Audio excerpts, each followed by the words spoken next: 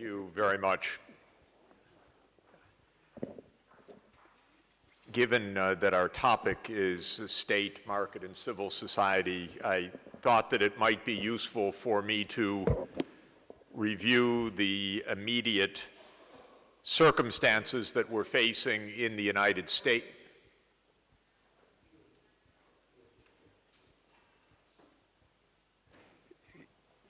To review the circumstances that we're facing in the United States, in Britain with Brexit, in the recent Austria vote, in the recent German vote, and in many, many other countries where there is, of course, as we all know, a surge of populist, generally anti-immigrant, often anti-minority sentiment. And I believe that it's very important for us to understand the sociological and economic conditions that are provoking this, because this is a profound challenge to global cooperation and to civility in our societies.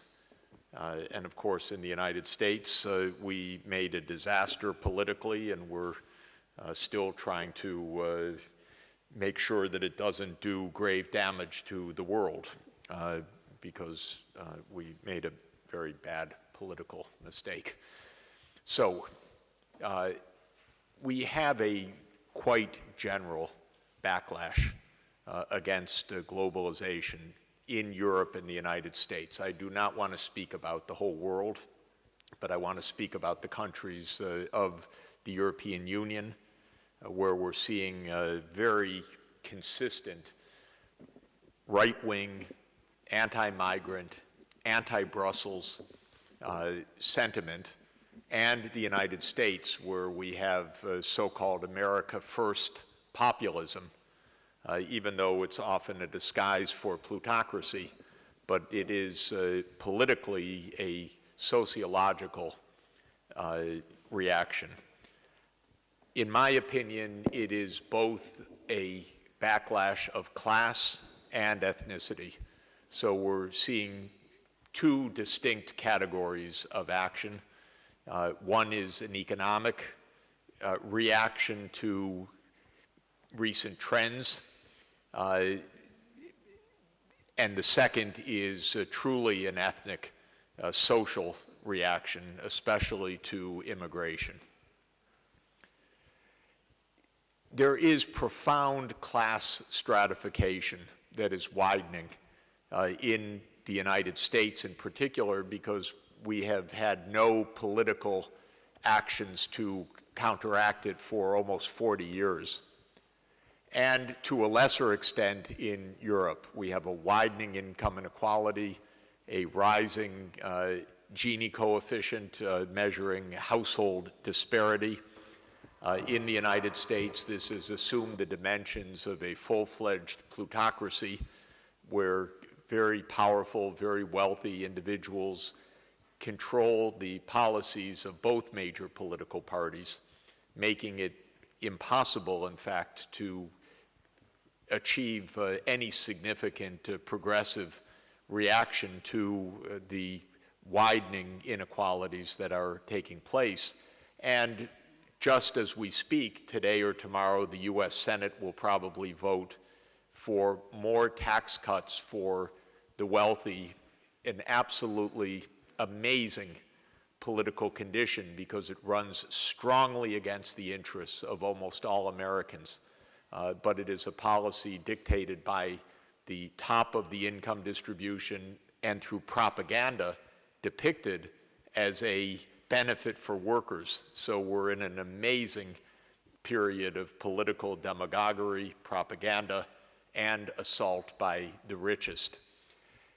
I believe that there are several underlying factors in this class stratification that has increased. One is technological change. The second is globalization. A third, to a lesser extent, is immigration. And fourth is privatization of public functions. All of those in the U.S. context have certainly played an important role. This is a graph showing from 1930 to 2013 the so-called labor share of national income. And if you look at the solid line, that is the smoothing of that much more volatile dotted line. This is adding up the total compensation to workers divided by the total annual national income.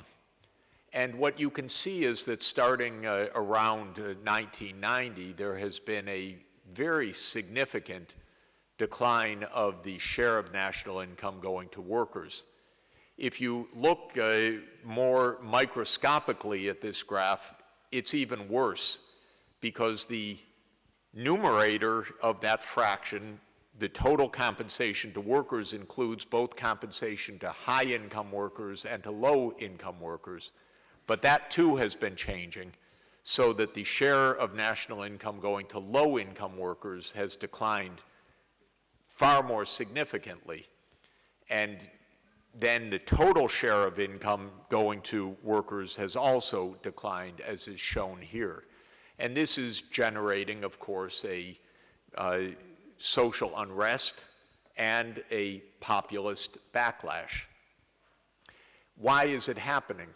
Probably the predominant reason is technological, in my view. And that is that for the last 50 years, automation and more effective machines have essentially taken over the work of lower skilled workers. They've taken over the manual, repetitive work. They've taken over the assembly lines, as shown in this picture. This is an automobile assembly line that is typical now of almost any automobile manufacturer. And they will now take over the retail sector jobs in the United States, because we will go online. We will be doing shopping without shops or without workers in shops. We will go into shops, there will be nobody there. We will order, we'll look with our eye into the camera that will record our online identification. We will pay, and it will be delivered directly to our homes if we happen to have strolled down the street to make such an order. So we're in a period of technological substitution, and a lot of the work of the high-skilled workers is to create the automation that displaces the low-skilled workers. So in fact, the returns to being a computer coder or an engineer or a high-skilled professional has gone up at the same time that the earnings of a high school graduate has declined significantly in the United States. The second dimension of this is migration, and there is a very significant backlash, obviously. I want to distinguish between the refugee crisis and the migration issue. Refugees, of course, are a distinct category of migrants. They are people asking for asylum because of political dangers of remaining in their home country. Migrants are any people who cross national boundaries. Migrants, of course, are a much larger category than refugees under international law, and the predominant flows of people, not necessarily the most visible politically in recent years, but the predominant flows are migrants, not refugees. There is no international law that covers migrants, or very little international law. Most of the international law is about refugees under the Geneva Conventions. So I'll come back to that issue later, but let me just point out the situation. The blue line is the number of immigrants in the United States. And you see that from the 1920s until 1965, immigration was low and falling. In 1965, the U.S. passed a new immigration law, which opened the doors essentially for new groups of migrants, especially Hispanic migrants, and especially from Mexico and Central America and the Caribbean.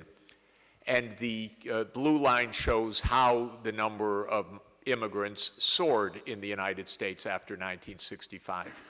The orange line shows the proportion of the population that is foreign-born. And you see that between 1924, when the borders were essentially closed in the U.S., on racist grounds, by the way, to mid-1960s, the share of the foreign-born in the U.S. population declined sharply from around 15% down to around 5%. From 1965 till today, the proportion has increased again from 5% to 15%. I don't want to make any kind of false iron law of politics, but I will say that when the proportion has reached about 15% in American history, both in the early 20th century and in the early 21st century, we had a very strong backlash both times. And we're experiencing a very strong anti-immigrant backlash this time, largely to the Hispanic population. And of course, Donald Trump was elected in part by saying that Mexicans are rapists coming into our country. And this absolutely was core to his support, this kind of anti-migrant racist appeal was a very strong part of his core election base. But it is not out of nowhere that this comes. It is out of a significant rise of the share of the population that are immigrants during the last 40 years because of the change of legislation that took place in the middle 1960s. The same has essentially happened in many other countries. This shows the share of foreign-born in the United Kingdom. It's almost a similar curve, actually. After a long period of being at a low level, the numbers soared. And we know that the sources of migration were very different, of course.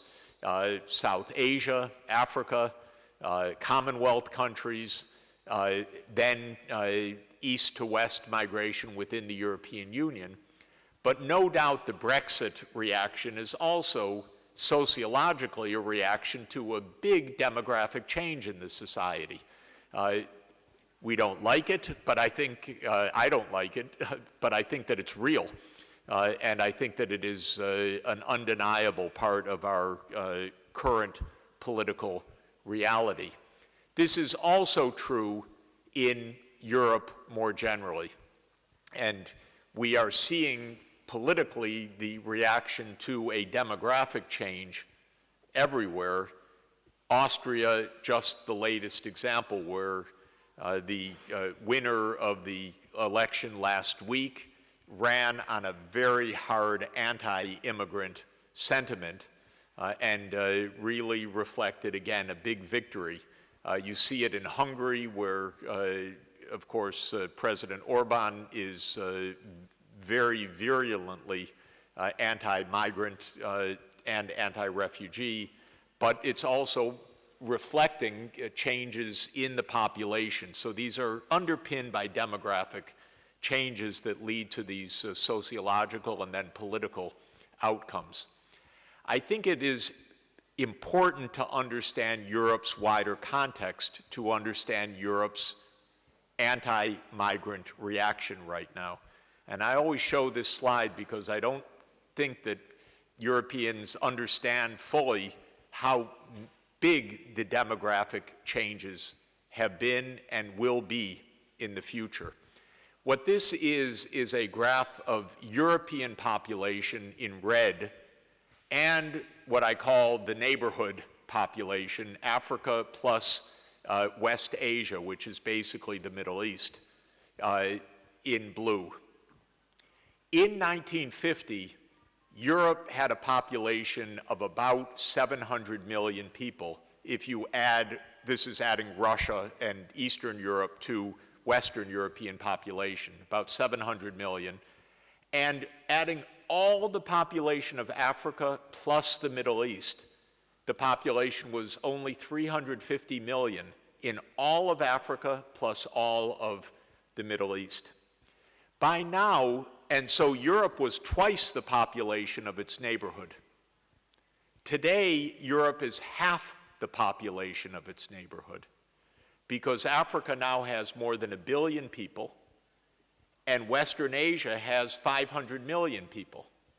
And Europe is still 700 million people total. And now there are 1.4 billion people in the neighborhood.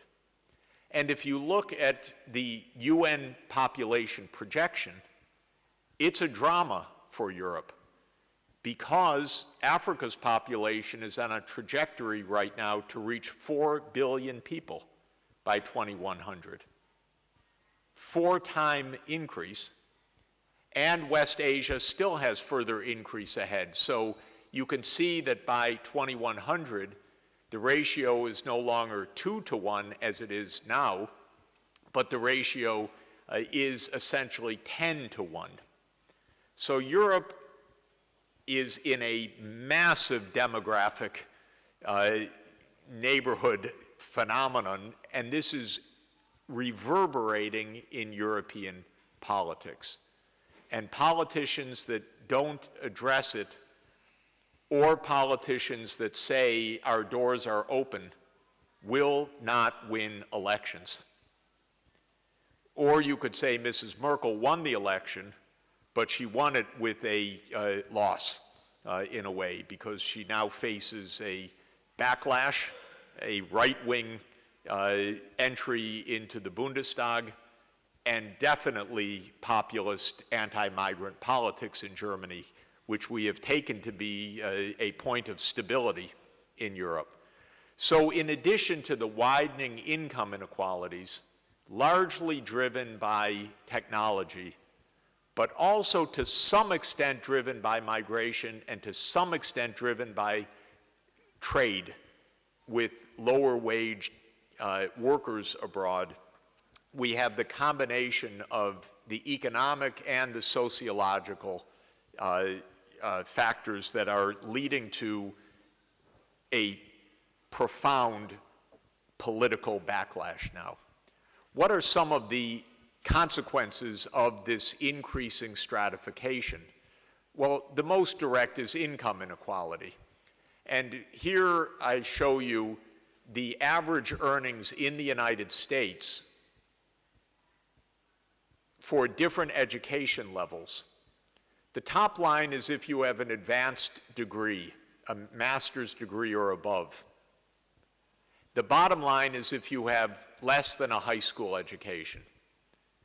What you can see is that if you have a bachelor's degree or above, life is great economically.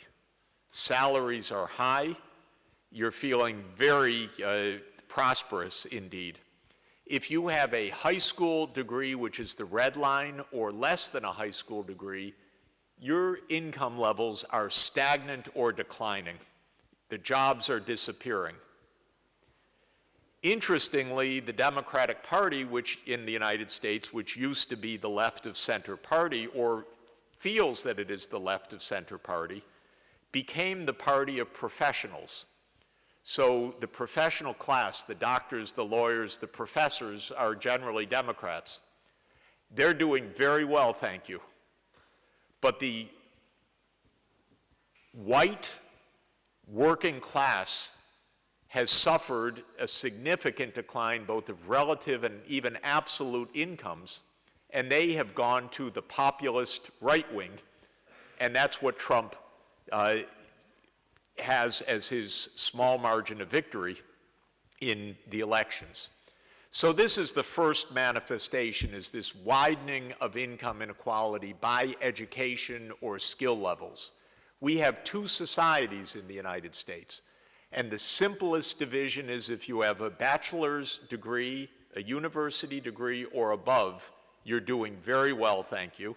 And if you have less than a college degree, you're doing rather poorly. in society, and politics and society are dividing on these lines.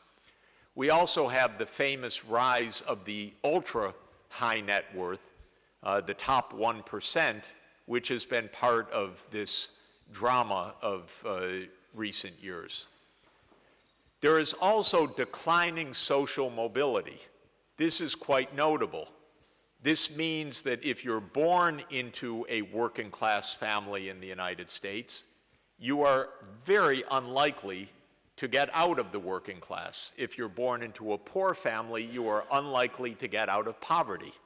If you're born into a college-educated professional family, you are likely to have a college degree and do quite well.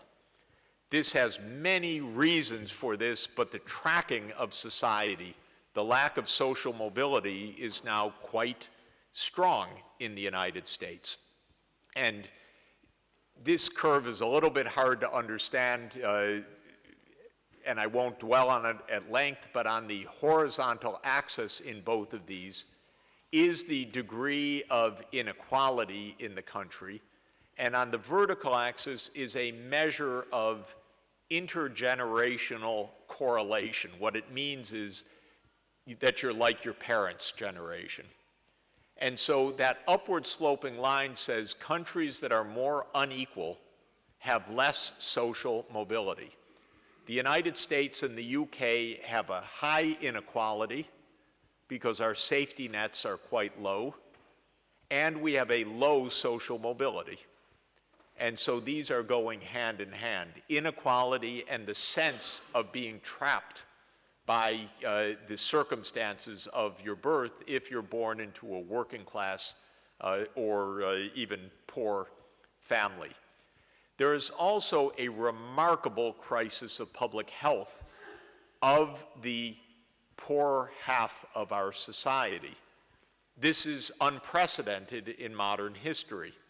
So the red line, which is non-minority, this is actually U.S. women in the red line. This is drug, alcohol, and suicide mortality for 50 to 54-year-old women.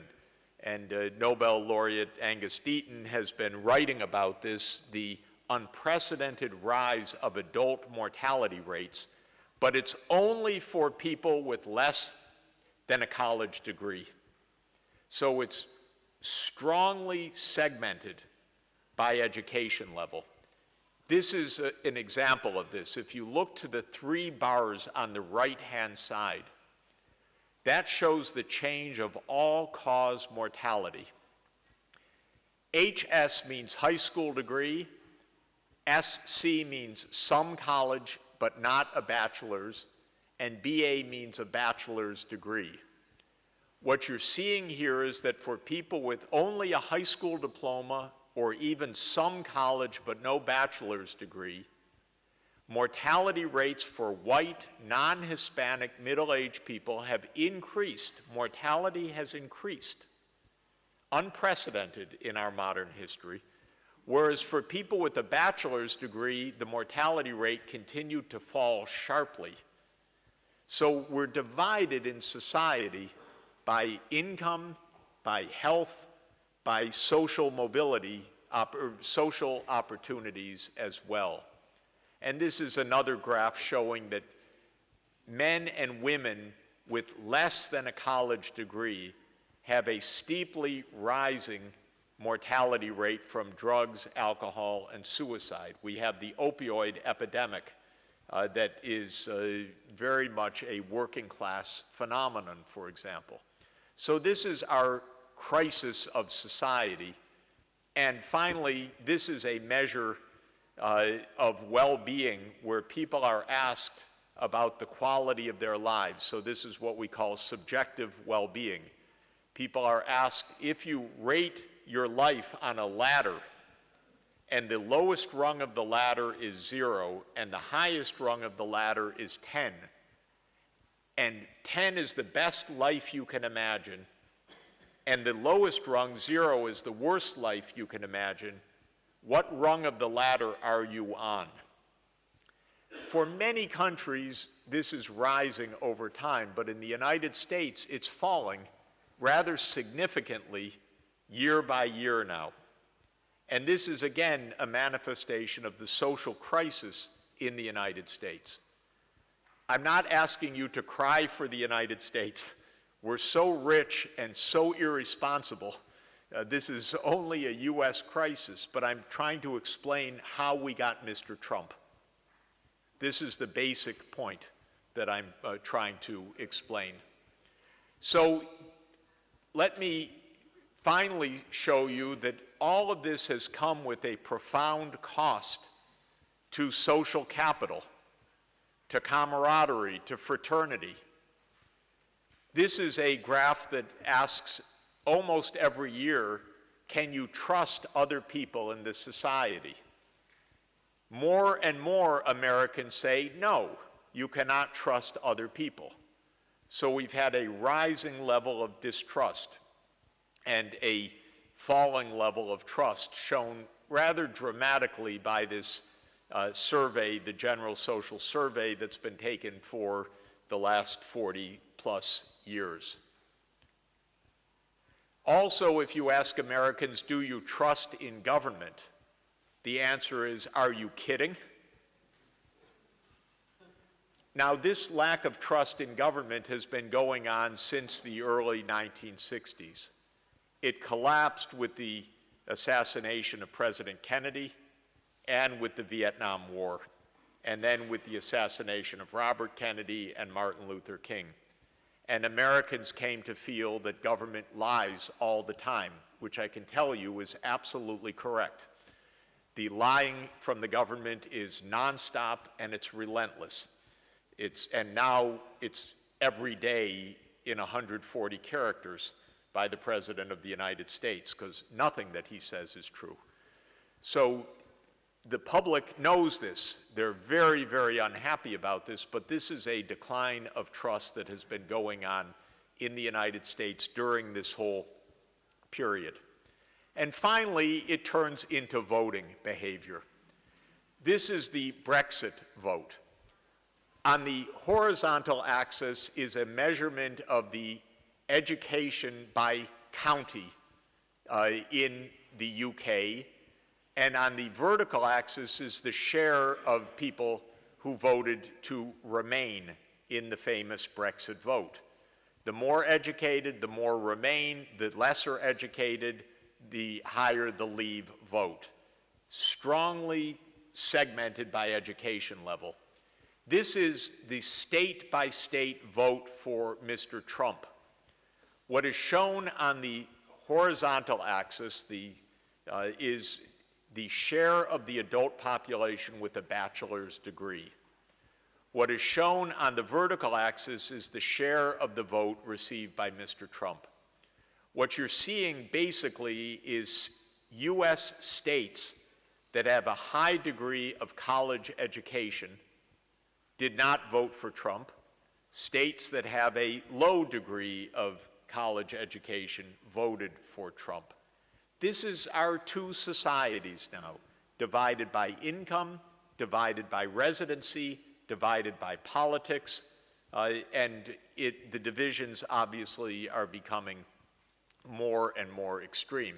This is similar for the election last year of the Austrian presidency, where Hofer, the far-right candidate, overwhelmingly won the vote of the blue-collar workers, but lost the vote of the white-collar workers. This is, again, a sociological divide, basically on education levels. So my interpretation is that we have two phenomena that are underway and that are related. They're related both in terms of impacts on society, because as I should have said, migrants more likely compete with lesser skilled workers in the labor force, and certainly the lower skilled workers see migrants as direct competition for their jobs. And similarly, the other forces at play, especially technology, have disfavored the lower skilled workers. So what to do about this?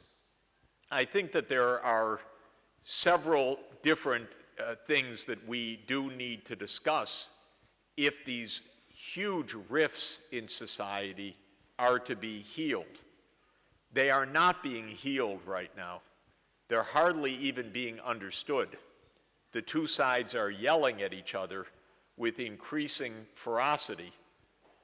It's interesting, by the way, Mr. Trump's policies are all for the plutocracy, but the working class stays with him very strongly so far politically. And it is because the underlying hate of the elites is so strong, actually. So what can one say quickly about remedies? As I often say in this room, to my mind, the most successful economies in the world are the social democracies, especially the Northern European countries of Scandinavia.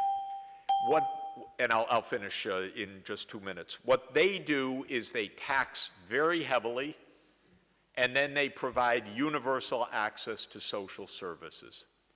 And to a significant extent, they avoid this huge rift of the income inequalities and the social mobility.